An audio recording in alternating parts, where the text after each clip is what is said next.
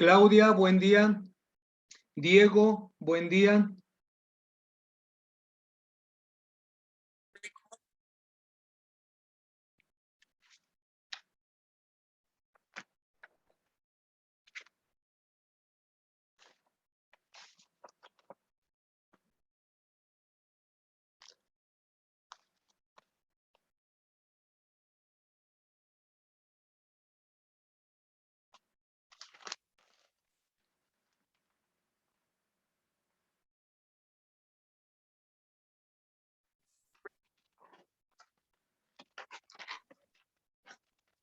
Sofi, buen día.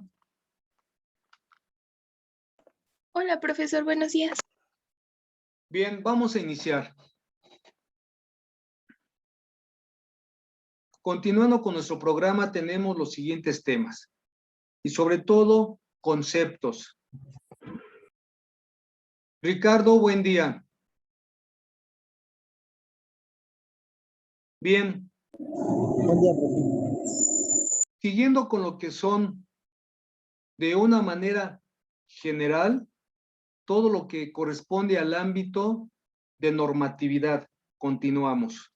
Y tenemos que el SAT, el Sistema de Administración Tributaria, va a erigir toda su política fiscal desde el punto de vista de comercio internacional en la ley aduanera.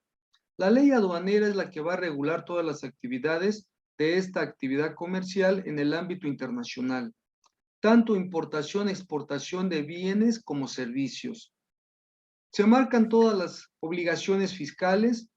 Menciono rápidamente, dentro de obligaciones fiscales tenemos principalmente darnos de alta para recibir nuestro RFC, que hoy es a través de la firma electrónica o la e-firma.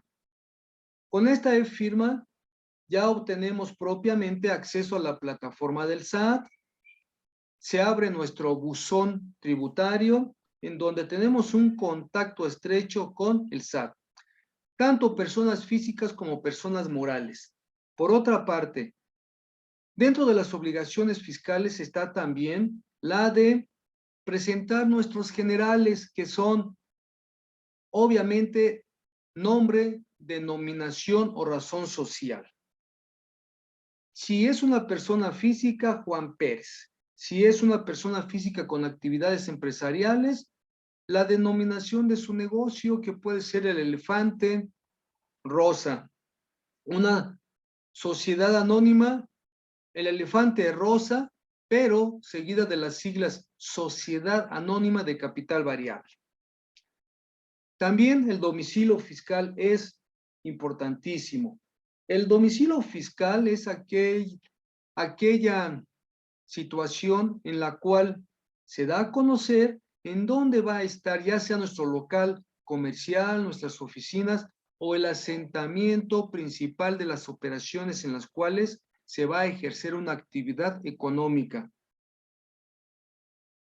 El domicilio fiscal tiene que corresponder de una manera exacta y precisa, es decir, si no existe precisión, se va a considerar inclusive el domicilio particular.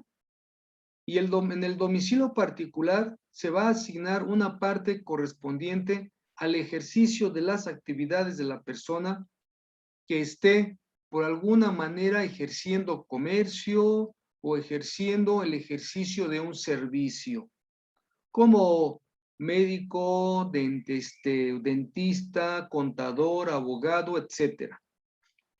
También dentro de las obligaciones fiscales, ya después vienen presentar toda la información en las formas oficiales, que vienen aquí lo que son las declaraciones. Principalmente todos los comerciantes, empresarios, profesionistas tienen obligación de presentar declaraciones, salvo lo referente a los que perciben ingresos por salario mínimo. Pero de ahí en fuera hay que presentar declaraciones complementarias, declaraciones mensuales, declaraciones anuales o del ejercicio. Hay que presentar también avisos hay que responder a los avisos que mande el SAT, hay que responder el buzón tributario en requerimiento de documentación, contestar cuando solicita información nada más, porque muchas veces hay que entender que no es lo mismo que el SAT a través del buzón tributario solicite información a que en otro aspecto mande una notificación. Es muy diferente. A veces el contribuyente cuando abre su buzón y ve, le invitamos por favor a presentar la siguiente información. Me llegó una notificación. No, esta es una simple información que está solicitando el SAT. Obviamente, si no se cumple, pues el SAT, siguiendo el procedimiento administrativo, pasa a otro nivel y entonces dice, si yo te hago una invitación y no me contestas, aunque el SAT dice, si no me contestas en el buzón 3 días después, automáticamente yo considero que estás enterado y lo tomo por bien recibido y punto. Es decir, ahí no nos podemos hacer, es que no lo vi, ¿verdad? Es que no abrí mi buzón. Entonces, lo que sigue es, si hacemos caso omiso a una invitación, ya después viene un requerimiento. Y ya en el requerimiento, también si no lo contestamos, pues ya omitimos preceptos de autoridad fiscal y ya nos hacemos acreedores a delitos y sanciones, que lo vamos a ver. Ahorita estamos en obligaciones fiscales. Bien, por obligaciones fiscales también hay que llevar contabilidad. Hay que llevar determinación de evaluación de inventarios de acuerdo a los métodos de evaluación que el SAT nos invite. ¿Y para eso qué hacemos? Bueno, pues recurrimos a la ley de impuestos sobre la renta en correlación con Código Fiscal de la Federación. Hay que determinar nuestros ingresos acumulables, hay que ver con base en la ley qué se acumula y por otra parte todos nuestros gastos, qué se pueden deducir. ¿Para qué? Para determinar la utilidad y aplicar las tarifas correspondientes de la ley del impuesto sobre la renta, cuyas tarifas las encontramos y se determinan en las dos tablas específicas, que es una para pagos provisionales o mensuales y otra que es para pago del ejercicio anual. Dentro de las obligaciones fiscales está también la de recibir las órdenes de visita por parte de inspectores o auditores del SAT. Si hay una orden de visita, hay que permitirle la entrada. Si hay una solicitud de compulsa, hay que brindarle la información. Compulsa es cuando nos sugiere o nos solicita información el SAT para que el SAT verifique datos de un contribuyente que está siendo auditado directamente. Entonces, a sus proveedores y clientes y sistema bancario, manda ciertos requerimientos de información para cruzarla, para verificarla. Esa es una compulsa. Bien, como obligaciones fiscales tenemos toda la ley del Código Fiscal de la Federación, toda la ley de impuestos sobre la renta, impuesto especial sobre producción y servicios, sobre adquisición de automóviles nuevos, no se diga, obviamente, la ley aduanera y sus respectivos reglamentos. Todo eso es parte de las obligaciones fiscales. Luego, entonces, vean ustedes, ahorita de manera enunciativa más no limitativa, se las acabo de mencionar. De entrada, las obligaciones que se tienen que desahogar para iniciar actividades comerciales o profesionales.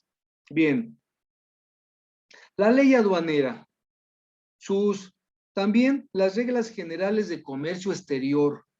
Hay otra ley general de comercio exterior.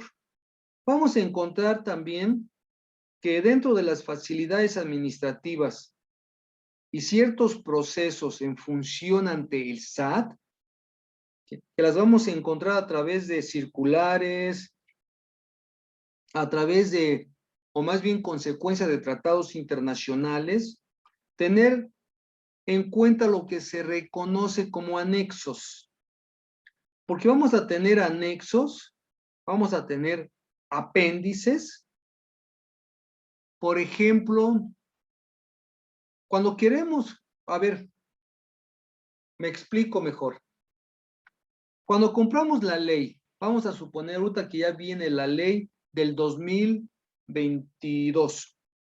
Compramos la ley, ya el día 31, el día primero la compramos. Entra en vigor el día 1 de enero del 2021, ley aduanera. Pero durante todo el año se van a dar modificaciones, cambios.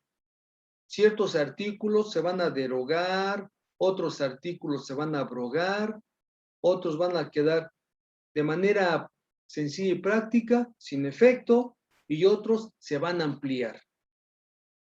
Y entonces hay que estar al pendiente de lo que es la miscelánea de la resolución fiscal.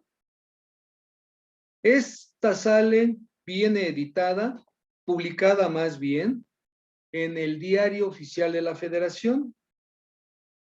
Y, por ejemplo, nosotros podemos tener la ley aduanera o el prontuario fiscal. Y con base a sus estatutos, cumplimos.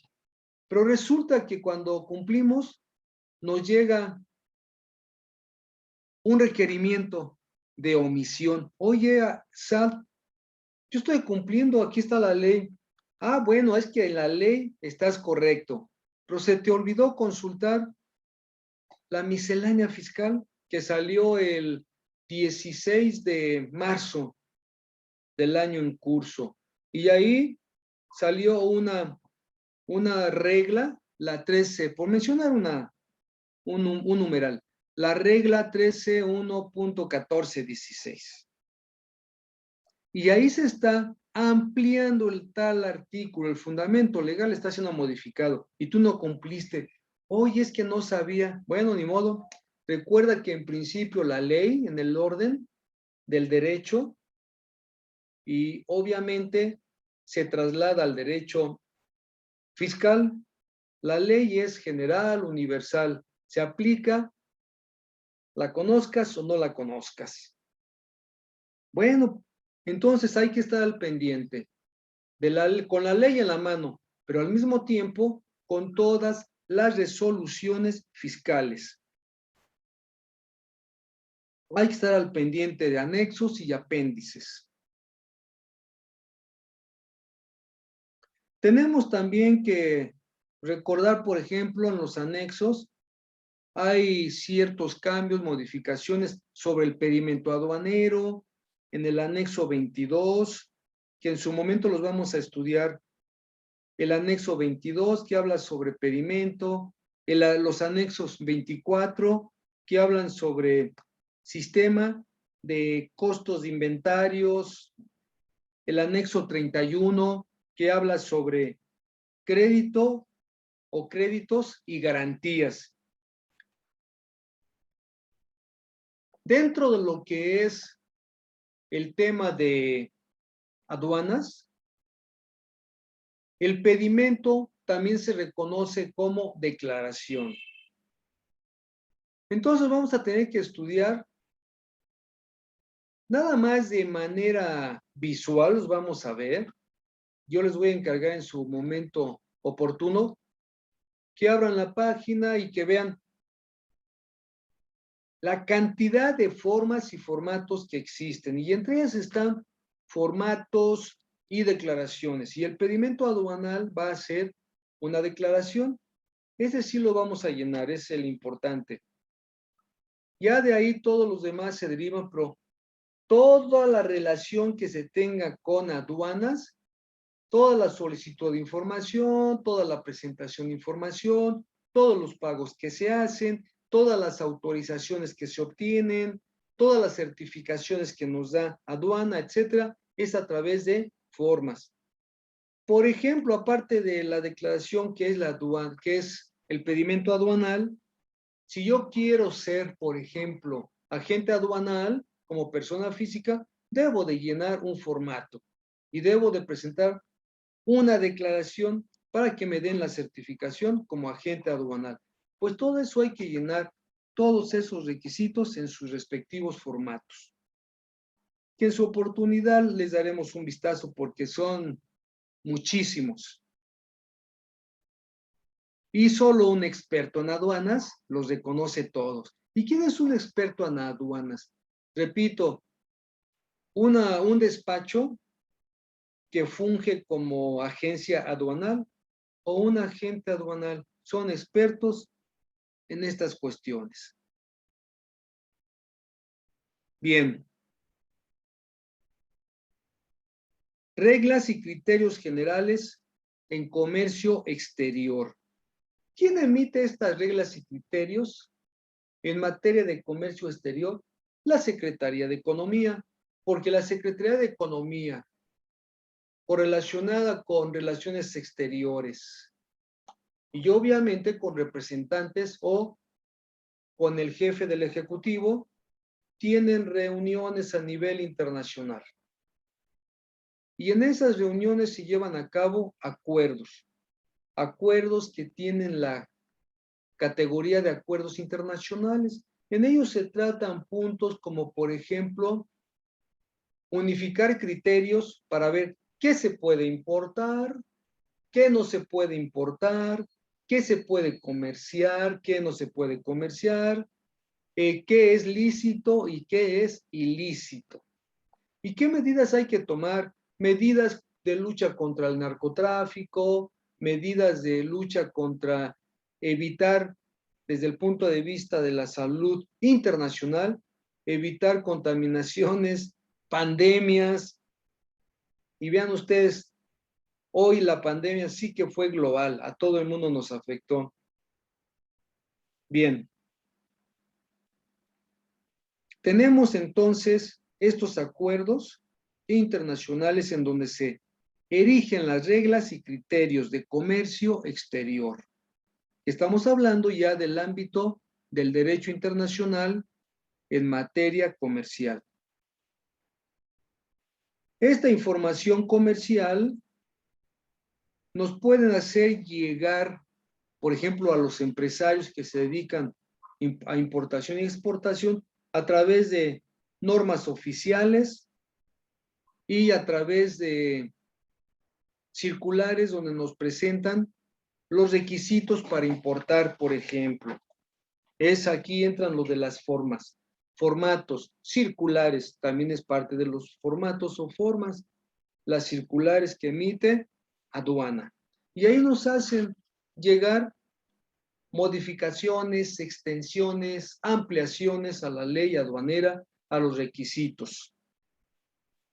Todos ya hemos aprendido que el artículo 131 de la Constitución nos marca la obligación de pagar aranceles cuando se lleven a cabo operaciones de comercio exterior.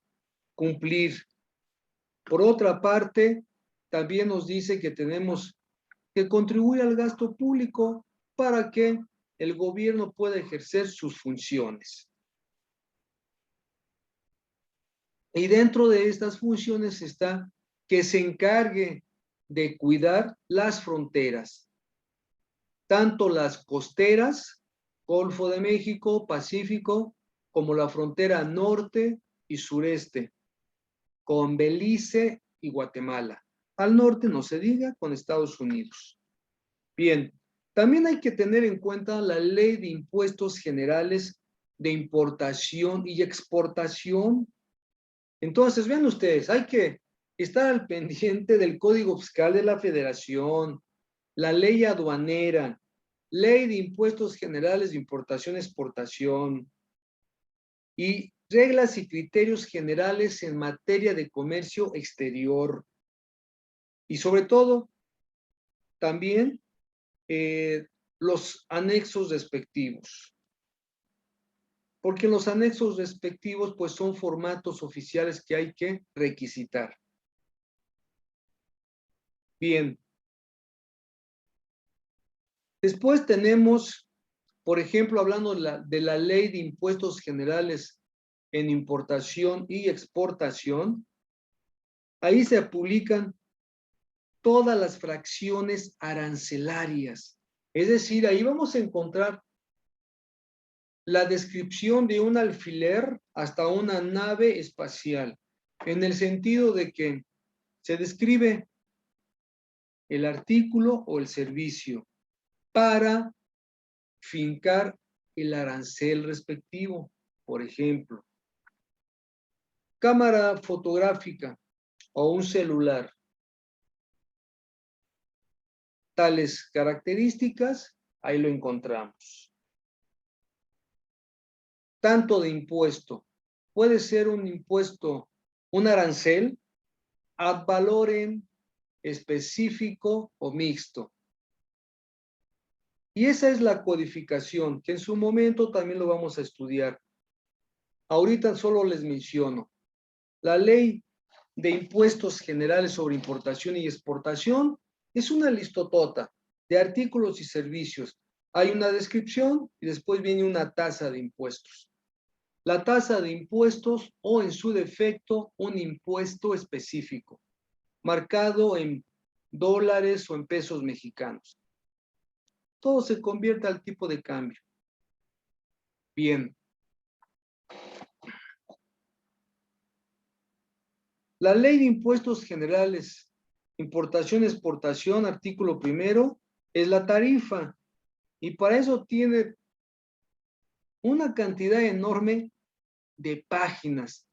Porque imagínense, ustedes van a importar determinados llaveritos con ciertas características, nos vamos a ir a esa ley y ver, ay, aquí tengo lo que voy a importar, el artículo, chamarra, relojes, plumas, encendedores, marcadores, laptops, etcétera. ¿Cuánto pago de impuesto? Aquí está el impuesto. Para eso es. Y en el artículo 2 de la misma ley de impuestos generales, importación, exportación, ahí nos dice la aplicación de reglas generales complementarias para la clasificación arancelaria, que es respecto a la ley de comercio exterior y su reglamento respectivo. Esta ley tiene por objeto, por una parte, incrementar y por la otra parte, disminuir, incrementar la competitividad. ¿De qué? De México, refiriéndonos a las empresas, para que las empresas puedan en un momento dado, todas, involucrarse en la exportación de bienes y servicios. La ley motiva, pero por la otra, desincentiva. Hay una desincentivación en el sentido de que desincentivar, por ejemplo, áreas en donde no quiere México que se esté atentando parte de la ecología a los animales. Prohibido comerciar con iguanas, tortugas marinas, pericos en sus variadas especies, cocodrilos, lagartos, no se diga, ocelotes, en fin, huevos de caguama, todo eso ya está prohibido, ya es comercio ilegal. ¿Por qué? Porque se está atentando en contra de la ecología, en los ecosistemas. Por lo tanto, hay que estar al pendiente. Puede haber incentivos, pero también puede haber, de cierta manera, protección al medio ambiente, a la fauna, por una parte, y también la flora. No se puede explotar ciertos recursos naturales.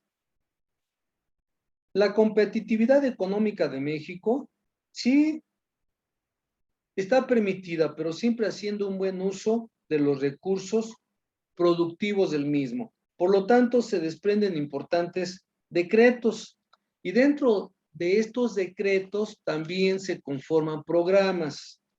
Y ahí tenemos un decreto muy importante. ¿Quién es, antes que nada, antes de continuar, ¿Quién es el jefe máximo de las aduanas? ¿Quién me dice? ¿Quién es el jefe principal de las aduanas? El presidente, el titular del Ejecutivo. De ahí viene el administrador, subadministradores, etcétera. Ya lo veremos en su oportunidad. Y entonces, bajo decretos, y obviamente decretos que han sido previamente tratados, convenidos en los tratados internacionales, ya se firmó y todos los países participantes están de acuerdo. Y por ejemplo, México, Estados Unidos, hay un tratado internacional que se identifica con las siglas INMEX, que quiere decir Industria Manufacturera y Maquiladora de Exportación. Esta actividad económica en el territorio mexicano, en el norte con Estados Unidos. Toda la franja fronteriza lineal respecto a 20 kilómetros, es decir, de la franja fronteriza lineal de México hacia abajo, 20 kilómetros es la franja fronteriza. Dentro de ese espacio de 20 kilómetros es lo que se reconoce como la frontera. Por lo tanto, ahí es donde se lleva a cabo este programa. No es en toda la República Mexicana. El INMEX solo es ahí, en donde están esas industrias manufactureras. Ahora bien, si se quisiera en un momento dado expandir a otro punto de la República Mexicana, se puede, pero desde luego hay que pedir autorización a aduanas. Hay que presentarnos, hay que presentar la forma o el formato idóneo, requisitarlo, presentar la solicitud y esperar la respuesta. Porque también es parte de los convenios internacionales. Bien, entonces, las maquiladoras son esas empresas norteamericanas que llenan el pedimento aduanal con importaciones temporales. Artículos semiterminados cruzan la frontera para recibir su acabado final. Consecuentemente, pantalones, vestido, que es de manera general el vestido, sea dama, caballero, infantil. También electrónicos, electrodomésticos, aparatos de audio, en fin, muchísimos artículos. Muchísimas materias primas, muchos artículos semiterminados cruzan la frontera para ser acabados en México a través de la maquiladora. Luego entonces entran, pero hay un plazo que la propia ley estipula. Y la propia ley dice, si te tardas, avísanos. Y si eres puntual, también avísanos. Y si no nos avisas, te vas a ser acreedor a una serie de sanciones. ¿Quién es? El importador.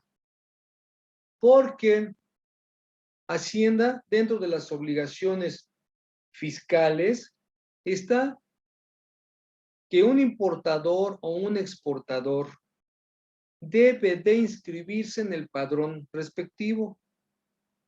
Así como nosotros como personas físicas, digamos yo estoy en el padrón fiscal, tengo mi firma electrónica, hoy, antes de siempre, a mis 18 años, tramité mi RFC. ¿Para qué sirve el RFC? Pues nada más para contribuir con el gasto público. Para eso nos lo pide. Y Hacienda, desde ese entonces yo tengo mi RFC, hoy es, como la tecnología ha avanzado, hoy es a través de una firma electrónica. La firma electrónica la pueden solicitar ustedes, los que ya tienen 18 años, la pueden solicitar vía en línea o pueden concertar cita, porque deben de llevar precisamente su acta de nacimiento, comprobante de domicilio y su INE, identificación Oiga, oficial. Sí, profe, yo tengo una pregunta. adelante, Alejandro. Por ejemplo, si ya tenemos nuestro RFC, estuvimos trabajando un tiempo y se generaron ay, se me fue el nombre, Con los calma. impuestos, y dejamos de trabajar, ya no se genera alguna deuda, ¿verdad? A ver, aquí entran y tenemos que fincar responsabilidades fiscales, pero a la vez clasificarlas. Primero, hay que recordar, en tu caso, te diste de alta, ya tienes tu RFC, correcto. Primero, Sí, la clave. ¿en qué trabajaste? Es decir, me Eh, refiero, ¿qué actividad? yo trabajaba externamente para el banco. Era una empresa externa al banco que administraba pues todo lo que tenga que ver con el banco. Correcto, pero ¿tenías un patrón? Ujú. Bueno, ahora bien, ¿tu relación laboral era sueldos y salarios o era por honorarios? No era por honorarios. Ah, fíjate, si estabas por honorarios profesionales, sí tienes obligaciones fiscales, sí tienes que presentar declaraciones mensuales. Ahora bien, Solamente fue ahora un bien, año. tú trabajaste un año. ¿En ese año presentaste declaraciones? No, porque se supone que se encargaba administración. Pero, a ver, ¿te dieron ellos tu comprobante? Sí. Ah, correcto. Entonces, si ellos te dieron tu comprobante, quiere decir que mientras estuviste trabajando, se cumplió. ¿Lo has checado? Ujú.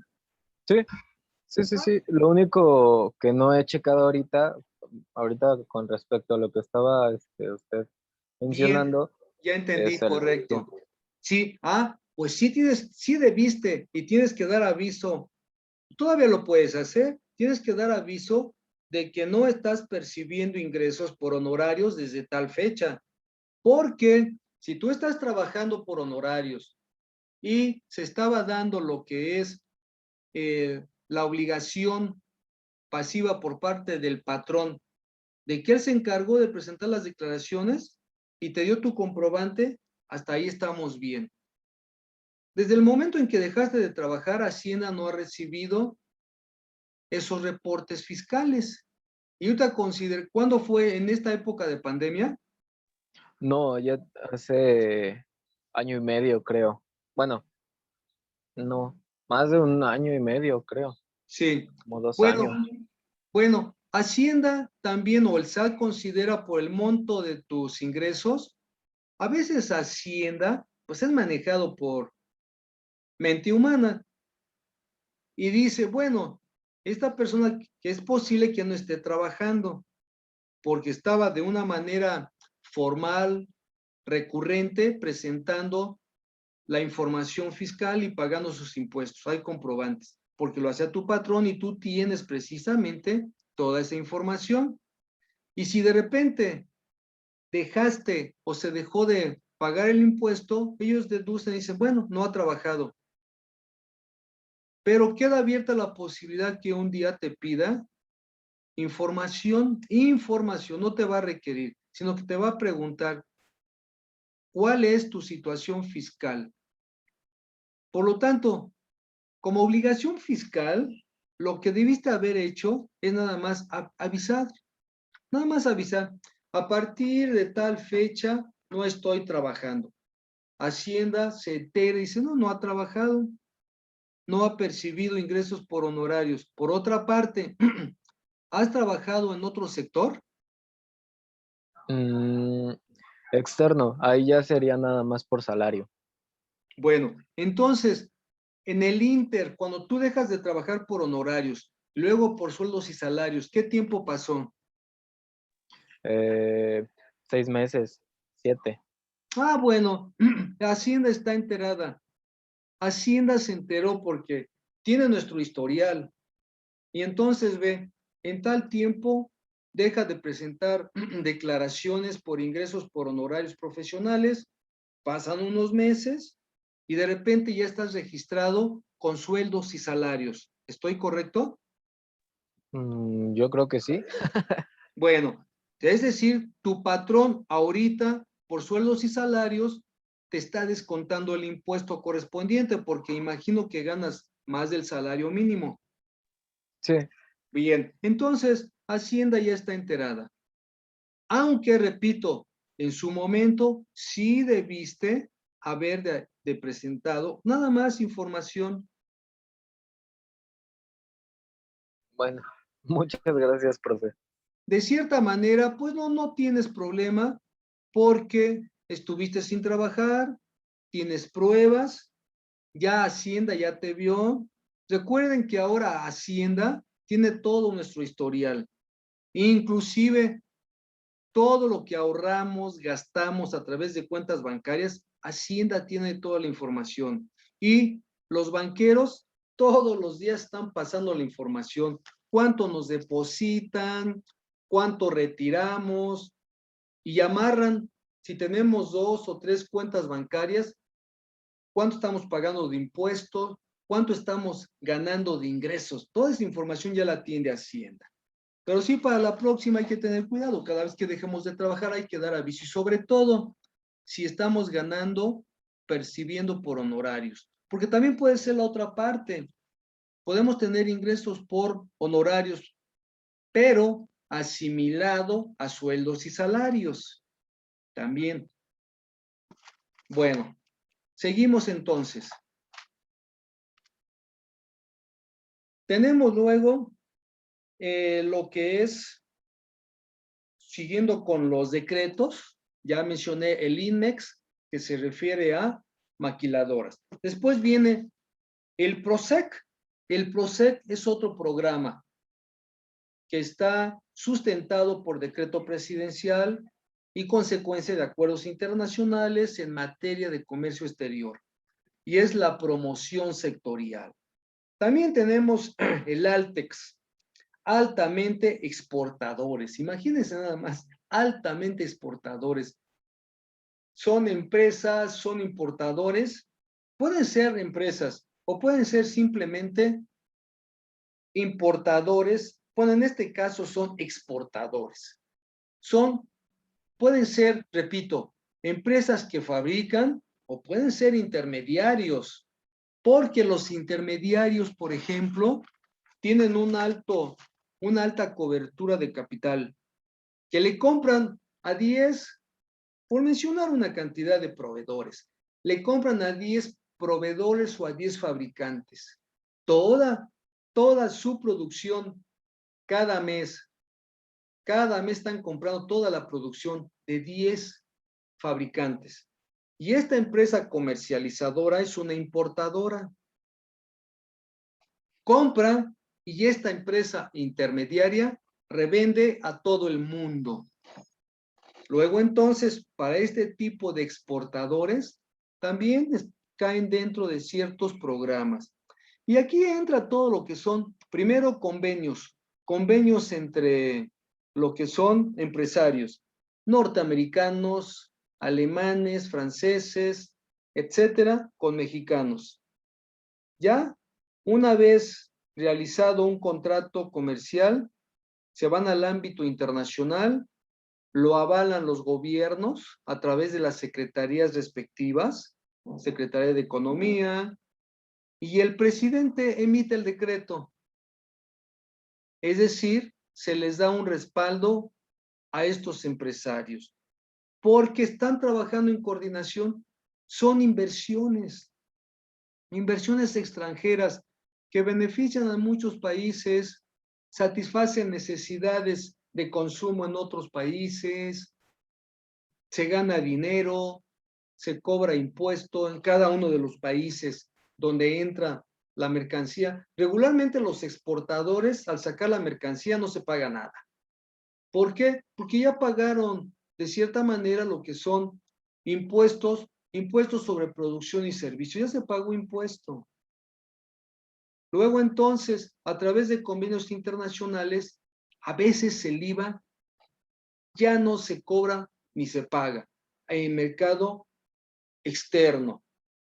¿Por qué? Porque hay convenios. Consecuentemente,